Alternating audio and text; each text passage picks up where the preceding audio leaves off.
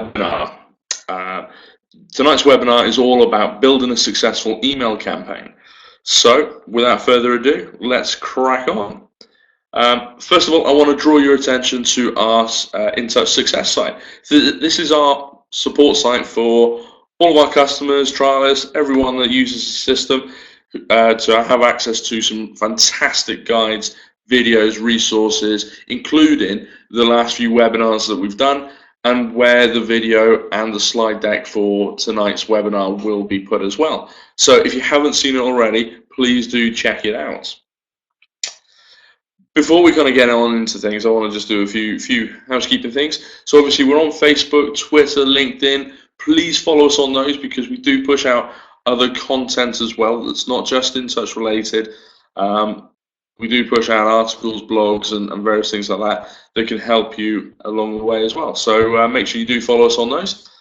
That's me, Matthew Ruddle, Customer Success Director for InTouch. Hopefully I've spoken to you or we've interacted in some way, shape or form. By all means, follow me on Twitter or let's link up on LinkedIn as well. And we can have a chat from there. But I'll be taking you through tonight's webinar.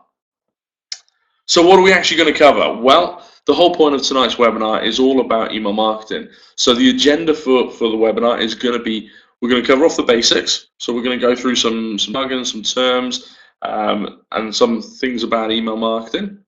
We're then going to look at actually creating an email with purpose. So we're going to talk about why you do it, kind of what your aims for it are, and everything like that. We're also then going to look at or as some people might say, but things people forget to actually do or look at, but they actually have a massive impact on the actual bearing of your email campaign. So we'll have a look at those. We'll then open it up for a Q&A session. So we'll throttle right open, and then we'll go through a few final thoughts as well. So let's crack on into it. So the first thing then is we're going to have a look at the basics. So I just want to go through some of the terms that people throw out in email marketing that you may have heard of and you may not sort of known what they actually are. So first of all, subject line. So most people have heard of subject line. It's quite an important thing, so we'll spend a bit of time talking about that tonight because that's your first opportunity to really engage with people. Then we'll talk about the bounce rates. So bounce rates are when you send an email, and there's two types of bounce rates. There's hard bounce rates and soft bounce rates. So a hard bounce is when you send an email and it comes bouncing straight back because the email address doesn't exist, it's been rejected, because it's been blocked by spam filters, because you've included too many spam words in there and that kind of thing. And therefore, a hard bounce is taken off your records. That's it. You can't email them again unless we see permission from them. A soft bounce then, so again, keeping with the bounces, a soft bounce is where the email address does exist, but it's like trying to put an extra letter into a mailbox that's absolutely jam-packed full. Or there was an issue there, but we know that it exists, and we know that your email would be delivered normally. So that's what a soft bounce is. So those are the two different types. You've then got spam traps. So this is quite an important and quite a serious element of email marketing.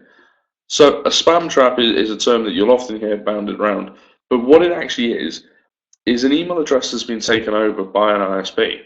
So it's been one that's been inactive for a long time, where they haven't seen the user actually log in.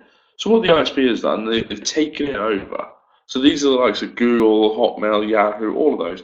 They've taken the email address over because they want to just sit on it and watch it and see who continually communicates with these people, even though they know they're never opening the email, they're never clicking on any links, they are effectively a dead contact. So they keep them and they use them as a trap, because then they will monitor what you're actually doing and what you're actually sending. And again, if you continually send to these people and they never actually respond, you should be knocking them off your list. So if you don't, and they are hitting spam traps, it's a very serious thing. Segmentation. One of the keys of email marketing, but I think something that people don't often do because they take the philosophy that it's better to get your email out rather than cutting down your list or anything like that. Segmentation is about really focusing your time and your effort and who you're actually going to be sending this email to. Because it's better to communicate with 100 people about something that they want to know about rather than 1,000 people just hoping that something will stick. Opt-outs. So opt-outs come in different shapes and forms. So basically, an opt-out is, say, an unsubscribe. So somebody clicking an unsubscribe link and going through that process to say, I don't want to receive your emails anymore. Or it's a complaint. So somebody actually clicking, this is spam or this is junk in an email provider. So that goes through to the likes of Yahoo, Google, Hotmail, all of those, and then it comes back to us and we'll opt them out. Or again, you could manually opt somebody out when somebody goes, thanks, but no thanks, please take me off your list. So it's quite important. Rental list I've included in there as well. I was going through a few different terms and thinking, what should I include? And I think rental list is something that we hear of, but people don't kind of really understand what it is. Now, this is generally when you purchase data, but you purchase it for a set amount of time or a set amount of cents. It can be quite dangerous, like all purchase data is to a certain extent, because of the fact that, one, you don't really have permission to communicate with these people, and two, you never really know how old this data is or how up to date it is, even though the company you buy it from or rent it from, will protest and say, oh, this is the most up to date and this is, everything. I mean, I actually had a phone call from a data company earlier trying to clarify our records, and they used the company name. Customers really matter. Now, that's a company name that we called ourselves 4 or 5 years ago before we changed it and we updated everything. So that just shows that that's the first time they're trying to clarify our records and it's already out of date. How many people have they sold that information onto? Quite alarming, really, probably. Then I've thrown in a couple of abbreviations here. So CTR and CTA. So CTR is click-through rate. So these are people clicking on links within your emails. So we'll look at different call to actions later on. And again, CTA, call to action. Call to action are the links that you put in your email. So these are the things that tell people what to actually do next. So that's how you get your click-through rate, is because you've got a call to action, a CTA, in your email that says, hey, for more information, click here, or something of that nature, which then engages them and gets them to actually click on the links within your email. So that's the jargon out of the way. So looking at the basics then, before you even go about doing any email campaigns, you need to actually make sure that you've got a bit of hygiene in your list. So again, this is where people buy data and things like that, and you never know how clean it actually is. So when people actually start putting data into the system, you have to look at how old that data is and whether they've ever done anything with it. So you need to make sure that you're not just going to blast out an email and keep on blasting until something happens. You do need to cull your list down every now and then. So if people have received 20 or 30 consecutive emails from you and they've never done anything, you know what? You really should probably cut them off because they're not engaged with you. They're not doing anything. All they're doing is just muddying your stats because they no longer exist. So you need to look at how up to date your data is and whether it's actually opted in for you, as in they've completed a website form, they've filled out an offline form that you've had at an event or something like that, so you can put them into the system, or whether it's purchase data and you've got limited amount of uses out of it, or even if it's just old purchase data. You should always take things with a pinch of salt with purchase data. And one of the best ways to deal with it is to drip feed it. So do it in small quantities so you can just double check it. Excuse me. Then it's about segments. So I already mentioned about, in the jargon section, about segments. So you should never be afraid to cut your list down. Again, it all depends on why you communicate and what your end goal is, but it's better to communicate with smaller bite-sized chunks because, again, sometimes it's about thinking what you actually have the feasibility to follow up with. If you send out an email out to 10,000 people and 1,000 people come back to you and say, "Yeah, I want to have a chat with you," are you going to be able to have a chat with them? You're going to be talking a lot on the phone, which is probably a good thing, but you just need to be careful with some of these things. So sometimes it's better to not only look at who you're engaging with, but also then look at whether you want to be engaging with that quantity right now. Smaller segments do work a lot better. So let's actually look at why you create an email and kind of creating it with a purpose. Like everything, you should have a goal in mind. You shouldn't ever just communicate out because you go, you know what, it's a bit quiet at the moment, so I've got 5 minutes, so let's just get an email out. You should always have a mind of going, you know what, I want to promote this latest software. I want to get more bookings. I want to share this value, this information with people. So you should always have a goal in mind. Whether that goal is, say, about just keeping in communication with people, it could be that basic that you just want to go, hey, you know what, this is a newsletter, so this is what I'm going to do. So you could just have that in mind. Could be to get your brand out as well, so raise brand awareness as another kind of goal. But again, every email that you send out, every communication, whether it is actually an email or a text message or even a leaflet campaign in your local area, is all about brand awareness. And again, it's about getting people to do something. So some of the things that we'll talk about tonight, you can actually relate to other areas of your marketing as well, because you need to have a goal with it all. You need people, or you want people to respond to it. And let's face it, for your business, you need them to respond to it. And again, you'll hear me mention probably throughout the webinar tonight about segmenting your database, targeting people, not just machine gun marketing and hoping something hits. So not only do you have to have a goal, you have to have a goal with the right audience. So you have to know who you're communicating with. So as I said, you should never just create an email because you fancy getting one out or you haven't sent one in the last week or two. Have a plan in place and have an actual goal. Because if you haven't got that goal and if you don't know who you're communicating with, then what's the point in actually communicating with them? Because you don't know what you want from them. So, make sure you do plan.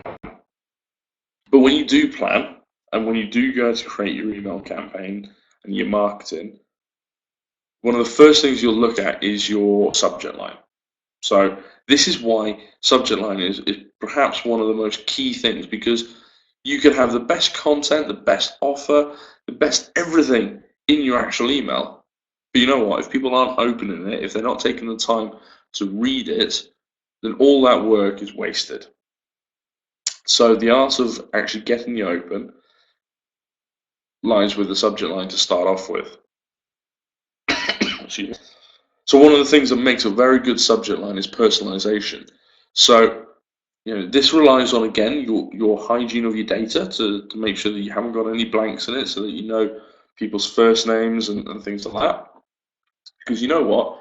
Personalizing it, depending on your industry, can actually deliver up to 6 times the normal open rate. That in itself is worth its weight in gold. So your subject line should be short, sharp, and snappy and personalized. Because let's face it, if you can get 6 times more people to actually open your email, that's fantastic. If you go from 10 to 60, then that's a lot more people actually looking at the content you've put in your email to actually see your goods, see your call to actions and things like that we'll talk about in a second. Also, make sure you don't have mixed messages in your subject line. Now, you may be thinking, hang on, the subject line is quite short, so how can I actually have mixed messages in there? What I mean by having mixed messages in your subject line is your subject line should follow the content of your actual email. So, therefore, again, with the subject line, if you're not only personalizing it, but you're pointing people in the right direction, excuse me, of why they should actually open your email, or even that original goal of why you were actually communicating with people. So therefore, making sure that the subject line matches what's actually in the content of the email, is quite important, so that you're not saying, check out our great deal on carpets, and then in the email you're selling computers, mixed messages. So it's that kind of thing that I'm talking about here. You also want to avoid spam words. So you'll often see loads of emails going out with help or percentage signs or percentage off, reminder, donate, assist, even using cut down internet slang of, epic win or epic fail or, claim, earn, easy, things like that, that, you can just look at it and you just go, that's quite spammy. So you want to avoid those things, but you do, again, subject lines are quite a sensitive thing because they're so important. You want them to leap off the page, leap off the screen to grab people's attention. So having something that is short, sharp, and snappy and to the point, that is personalized, can sometimes seem like an absolute, Mount Everest to climb because of the fact that, how do you get that right balance? Because there are also things as well, mixing it up and playing with people's curiosity. I've seen some fantastic subject lines over the years, and the one that always sticks in my head is where it actually personalised it to a certain extent, and this was actually done to florists, and it actually went something like, Matthew, only stupid florists would ignore this email. So all of a sudden, obviously it wasn't sent to me because I'm not a florist, but it would pique my curiosity because they've used my name and they've said something which is actually quite out there. Now some people will kind of look at that as I did first of all and kind of go, that's a little bit risky. But you know what? I've seen the stats of that campaign and I've seen the open rates have been 50% plus because it's quite out there. It piques curiosity. You're thinking, well, I'm not a stupid florist if I was a florist. So what's in this email that I shouldn't ignore? So you look at it, and then it's a short, sharp email with a great call to action that's then got a lot of impact by piquing some curiosity with it being personalised. There are also other things that you could do, like trying to add things like FW or even RE to the email. Now, you do have to be careful with this because I've received a lot of spam email with those things saying, "Oh, I've sent you this email and I'm replying to you on things." If somebody signed up to a form or something like that, then maybe try these things.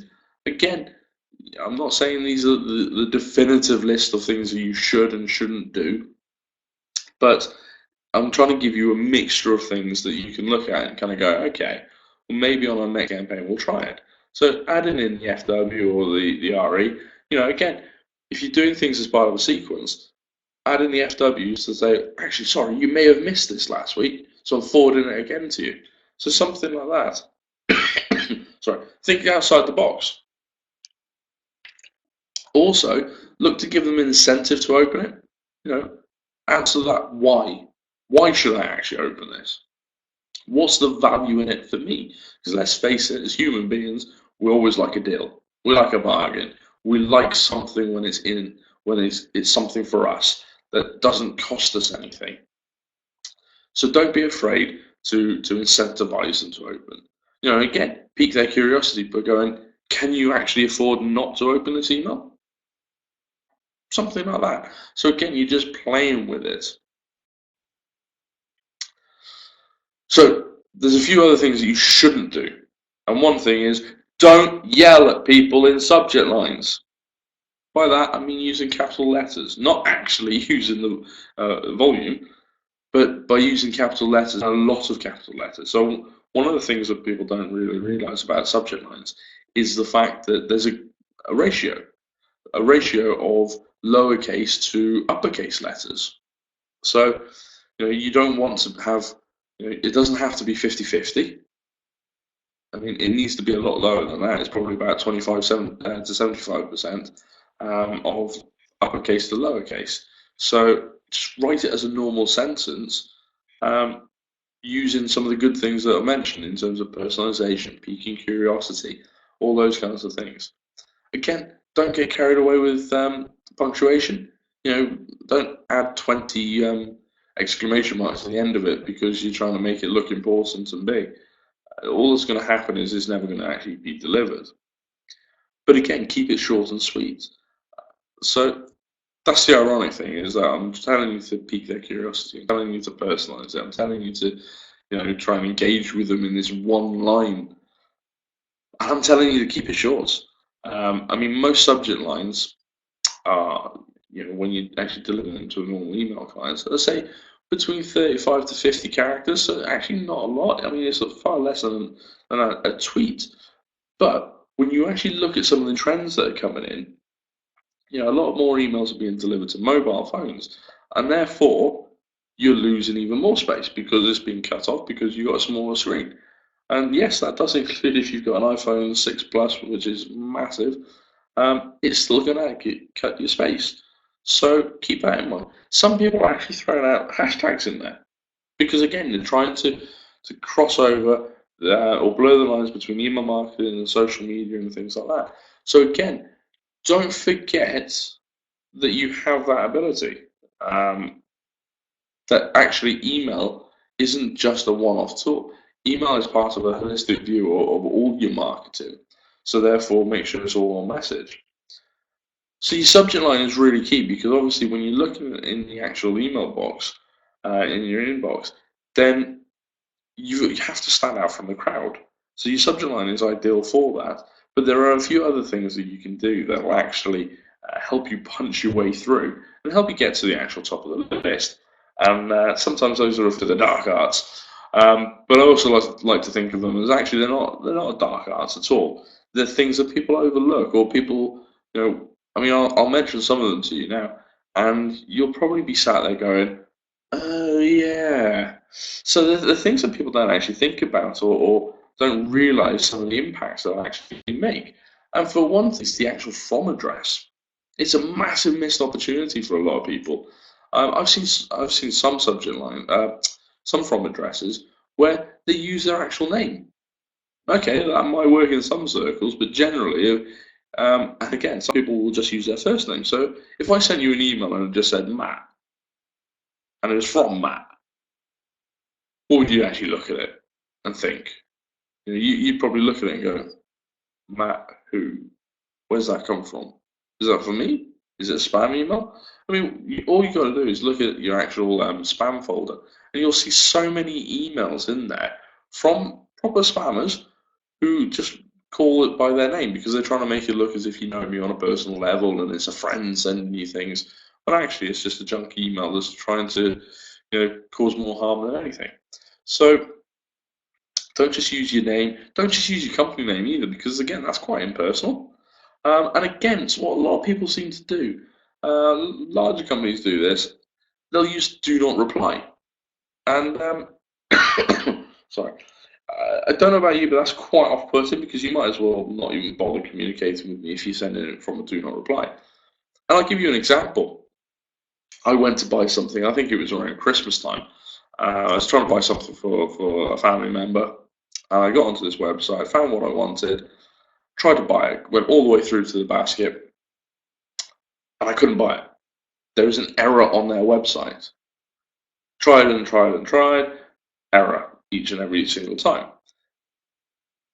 Then I gave up. Then they sent me an email, and they said, "Hey, you quit the process before you actually purchased. Click here to continue." And I thought, you know what, there's no point in me trying to continue because I've tried 4 or 5 times and it's errored. So you know what? It's great that they've sent me an email. I'm going to reply back to them and say, I really want to buy this from you, but there's an error on your website that's stopping me from actually processing a payment. And I clicked it. I clicked it to reply to the email. I started typing out the email, and then I noticed it said, do not reply. And I thought, how is this possible? I'm trying to tell them of an error on their website that means that I cannot give them my money at Christmas time when it's going to be a busy, busy, busy time. And they sent me an email to prompt me, so they've done the follow-up, which is fantastic. but I can't actually reply to them because it's from a do not reply email address. So that's a disposable email. So that's really bad. And please do not do that. I can't say any more on that. But what I can say is that in the from address, what you can actually do is use your name and the company. So, if you've received an email from me about this webinar, then you would know that it's come from Matthew from In Touch. So straight away, you're associating it from a person, me, Matthew, that's me, and the company. So I'm using that extra bit of space that I've got outside of my subject line, because I'm trying to keep my subject line nice and short and snappy, and personalised. Hopefully you notice that. And I'm trying to use that extra space to tell you it's coming from a person and it's coming from a company. Even if you get the blog posts that we normally send out on a Friday, they'll come from Greg from In Touch. So again, a person, a named person, and the company. So again, it's a little trick because you've got two bits of information there to help you get that recognition, to get that, that recognition. So, as I said, there's two elements: the person, so the name, and from In Touch, so the company. So you get instant recall, and then they look at your subject line. So that again helps you stand out from the rest of the pack when looking at their emails. So regularity, so not out of the blue, shocking, surprise. So again, with some of our stuff, you'll notice that on a Friday we'll send out a regular blog post, Friday afternoon, weekend reading for you. It's a regular thing. Now, obviously, you may be out there kind of thinking, well, actually, I haven't communicated with people for a while, so it's going to look like it's out of the blue. Fine. The first one is always going to be out of the blue, but then it's about the second, the third, the fourth, the fifth, the sixth, and so forth to get that regularity. And again, the first couple of emails that you will send, I would tell you to vary them. And you may say, well, that's going against the regularity, but vary them in terms of time and day. But then look at the stats that you actually get back. So you can see when there are peaks in the emails that you actually send. So you can say, okay, well, the majority of my people, I send it on a Tuesday, but they actually open it on a Wednesday morning at 9 o'clock. So actually, I'll send my email at 8 o'clock on a Tuesday morning because that's the better time. That's going to put me to the top of their inbox based upon the stats that I've seen from other campaigns that I've sent, that I've seen this trend. So then you can build the regularity into it, and then people expect it. I've had people where I've turned up at network meetings and we've had a chat, and they've said, "Oh yeah, I get your blog post every Friday. I don't read it on the Friday. I read it on the Saturday." But we know that we're sending out on the Friday because it's weekend reading, and it's something for people to look at. We're just sharing information. That's the value in that email, is we're sharing the value. So look at the regularity. But the fact is that people have come up to me and said, "Oh, I get your emails." That's a good sign. They look out for it then. They know that it's coming in on a Friday. So if it's something that interests them, they'll read it straight away. If it's not, they'll keep it. They'll read it over the weekend or at their leisure. Don't just send an email whenever you feel like it, thinking, right, it's the last thing to do today, and I'm running out of time. I'm just going to fire off a quick email. Obviously, plan it. Plan it. Look at the stats. Look at the regularity.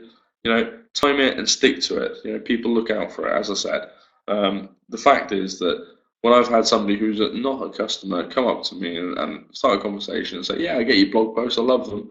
I get them every Friday. It's brilliant." So again, just build that regularity, and people will look out for it.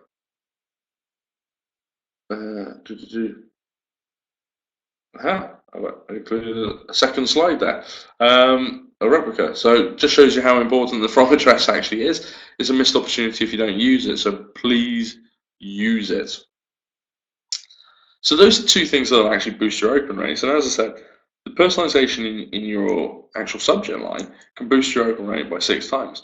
Now, the actual results of, say, having the name and from the company in your email address, so the from address, can actually have a big impact as well, which generally statistics say about 3 to 5% boosted open rates. So again, it's all about small margins with some of this stuff. It's not rocket science, but it's just about ticking a few more boxes each and every email to slowly creep along and get those results. I'd love to say I can get you a 50, 60, 70, 80, 90% open rates. I could try. Nobody will ever be able to guarantee that because different circumstances. But we can push you up to the 30s, the 40s, and 50s by helping you along with some of these little measures. But then it also comes down to your email content. So email content does play a big part, but only if people actually open your email. It does play a big part into the spam filters and various things like that. Now, one of the things that we have seen is that simplicity of design actually works better for some people. So again, rather than having an email that resembles War and Peace or is text heavy or anything like that, is again just trying to keep that simple blend of pictures in it and text in there can help. And again, if it's easy for the user to follow, always put yourself in their footsteps, in their shoes, to make sure that what you're sending out is easy to follow. And again, things like call to actions and everything like that are easy to find and logical. Keep it relevant. So again, I mentioned earlier when we're talking about the subject line that having a subject line that follows on from the content or leads into the actual content is very excuse me. If you haven't guessed, I've got a bit of a cough with that tonight, and I apologise for that. So keeping it relevant. So if your subject line follows into your actual content, then that's really key because people have made the decision to actually open the email based upon your subject line. So if the subject line is pointing to one thing and they go, oh, that's really interesting, I'll have a look at that, and the actual content of the email says nothing about it, doesn't match it one bit, then they're going to feel a little bit duped. They're not going to want to read on. They're not going to want to try and find all these bits and pieces. So the key elements is to make sure that you stay relevant to what you're actually communicating about. Again, more personalization. So don't just leave it at the subject line. Personalize the email more. Now we've actually done a test on this to our trial list where we sent out 3 emails to 3 separate groups. Again, random groups. We sent the first email out with no personalization, and lo and behold, we got not a lot come from it. In fact, we had nothing from it. We then sent out a second email to a second group that was randomly selected, a bit like the lottery. And what we actually found out, we put more personalization into it. So all we did was use their name. So we used the first name tag, which is percentage, first name percentage. We used that in the subject line, and we used it in the email. So it went out to a subject line that said, Matt, check this out, blah, blah, blah. And we used it in the email. So it went, hi, Matt, thanks for reading this email, so forth. And we had better results. The third one, we went all out. We not only personalized the subject line with their name, we personalized the email with their name, and we used a few other bits and pieces. So we used things like company name, their last name, their location maybe, all these different things that we dropped into the email. And lo and behold, we had more of an impact because we had shown to them that not only did we entice them through the door with the subject line and the actual from email address, but the fact that we personalized the email, so we showed that we knew them, then that had an impact and that had a real difference. So we thought we'd bite the bullet and we'd prove the point ourselves. Also, try and engage with them. Try different things. So try using videos and emails. Now that's a bit of a, I'm not going to say a controversial thing, because not all email clients actually accept videos. But what you could do is use it in a smart way. So you could have, like on that email I'm showing on the screen, you could have what looks to be a video on the screen, but when they click it, they go to the YouTube video or they load up the video on your website or something like that. But they do that click, that call to action, that's something that draws them to you.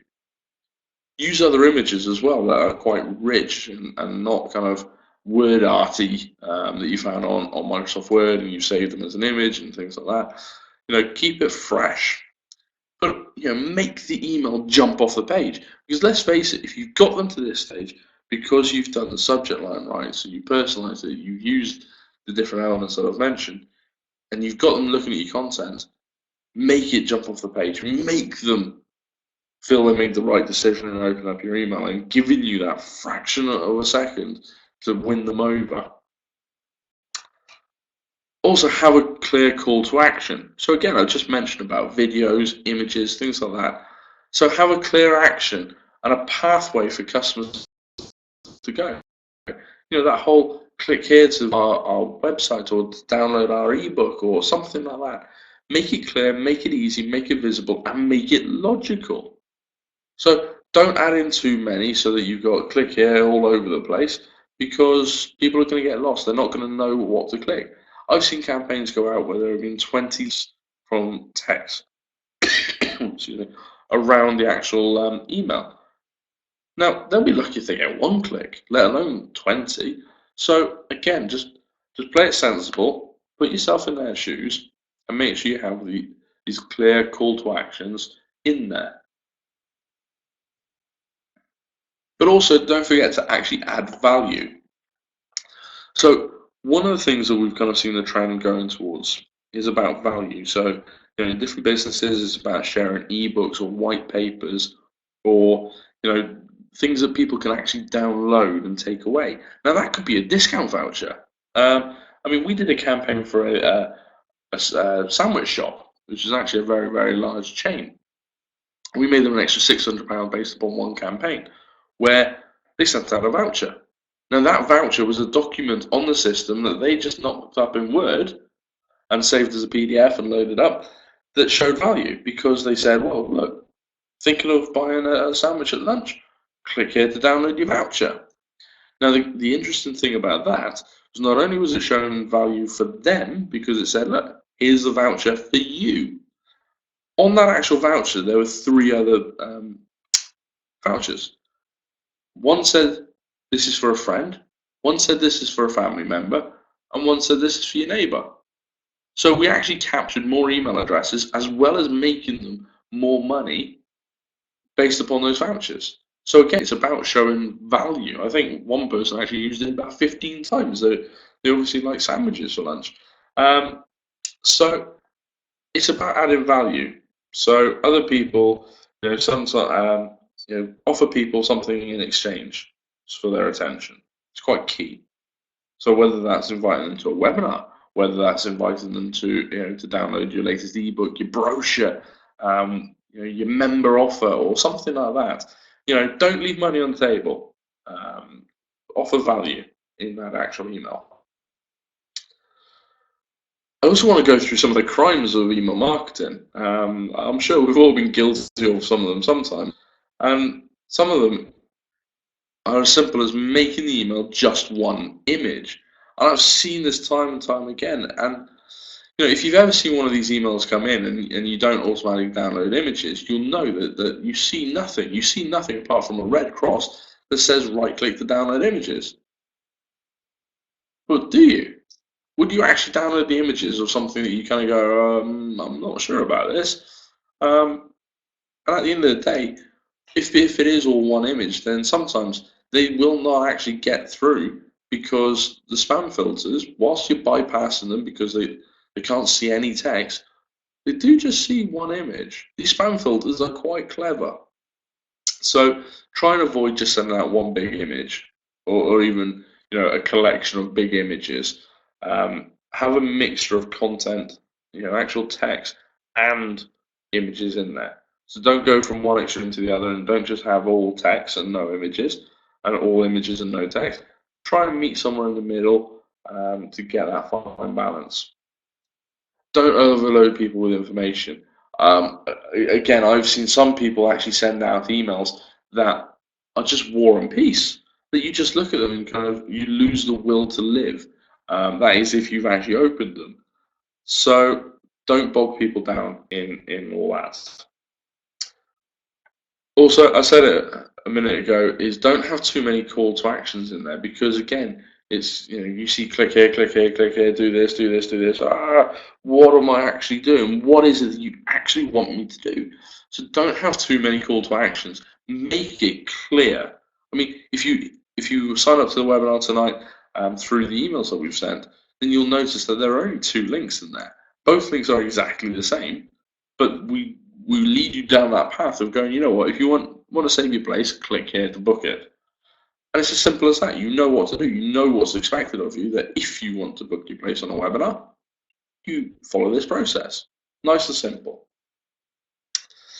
So, I hope you found that useful. What I'm going to do now is, because I felt with this one, the Q&A section is probably more important for a lot of people than me whittering on. So I've opened it up to Q&A now. So what I can actually do is I can unmute you. If you go unmute you, you can have the floor, ask your question. Hopefully I'll be able to answer it. I can just bring the little chat window back. So if you have got any questions, now's the time. Let's throw it open. Are there any burning questions about an email that you've seen that you want to either replicate or how you can actually go about getting more people to view your emails? Or maybe you're all shy tonight.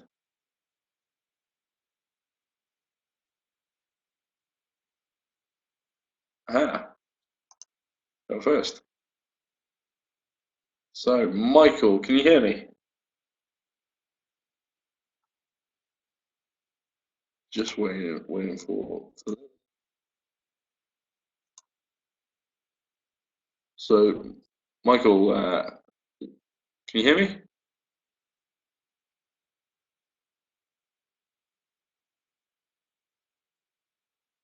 Michael, I think we've now got your audio. Here we go. Hello, Michael. Yes, I'm on an iPad. I'm sitting at the airport at the moment. Good. Hopefully going somewhere nice. No, going back home. I went to Glasgow, so yeah. So.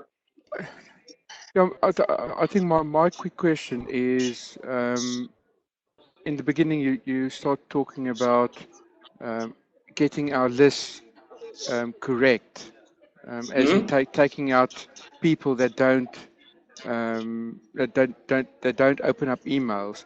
I mean, is that, let's say for instance, I mean, as you know, I've got a fair sized database, but is that something that you can provide as a service?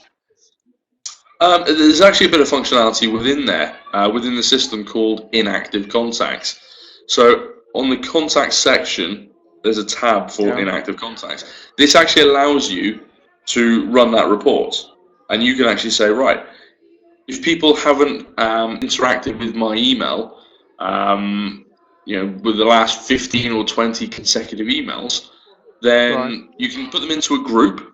Now that group you could actually send another email to say, do you still want something, to get information from me? Because again, you can try and re-engage with these people, or what you could do is you could add them to your suppression list there and then to knock them on the head and it's kind of the thanks but no thanks and move on. So yes, so you can do that via contacts and inactive contacts. And then basically select them and then immediately put them into the suppression list. Yeah, exactly. Okay. So, okay, that'll definitely help for me. Fantastic. Excellent. Thanks, Michael, and I hope you have a safe trip back. Okay, cheers. Thanks, Michael. So I've got a question from Mary. If you offer a voucher for a coffee at an event, how do I stop someone downloading lots of them for their friends? Very good question. Probably throw one back at you saying, would that be a bad thing if on the voucher you're asking them for an email address? So you're using it as an opportunity to get more information. Because let's face it, if I'm giving you something for free, I want something back, realistically, ideally. And even if that is just an email address to say, you know what, I'd like to communicate with you. But this voucher is only valid if you give me an email address. So if you give me something, that's one way to obviously get something from it. But obviously, if you are offering people vouchers, what you could do is you could actually put it as part of the email itself, so that you're using, it prints off this email as a voucher. You'd have to manually collate it on the day, but again, with a lot of vouchers, unless you're doing things like barcodes or QR codes on there or something like that, to sign them off and to say that they're valid or not valid, you're always going to have to deal with some level of manual interaction to make sure that people aren't taking too many vouchers. So again, what you could actually do is, if you are sending out as an email and it is an actual, it's part of the email, so it's personalized, you could have a list at the event, so you could cross them off and just double check it and just say, right, Matthew Rowell, I see you, oh, sorry, you've already redeemed your voucher. So you could do it that way. Hopefully that makes sense. Any other questions? No worries, mate. Any other questions from anyone? Any burning questions, or all a bit shy?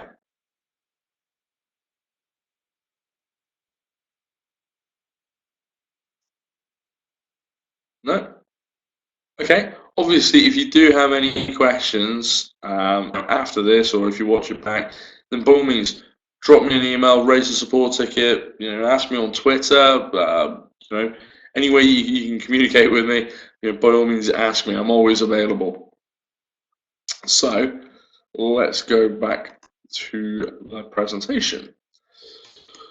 So what I want to do as well, I want to leave you with a few extra thoughts around email marketing and about what you can do to actually get more from it.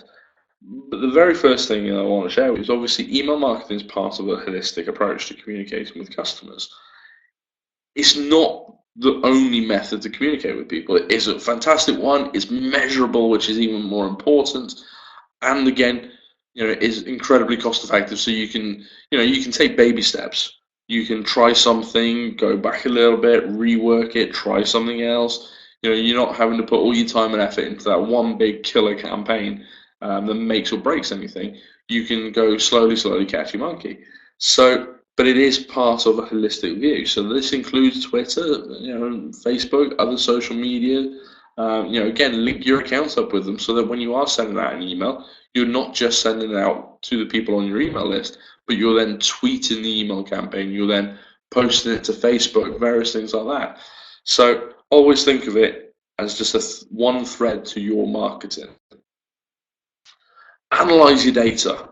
Don't just send out your email and then think, great, I'll wait for the customers to come to me. Look at the reports, not just the one that says how many opens you've got and how many people have clicked on your links, but look at the one that says about what time of day are people looking at your emails. So you can tweak your campaigns and tweak your sending.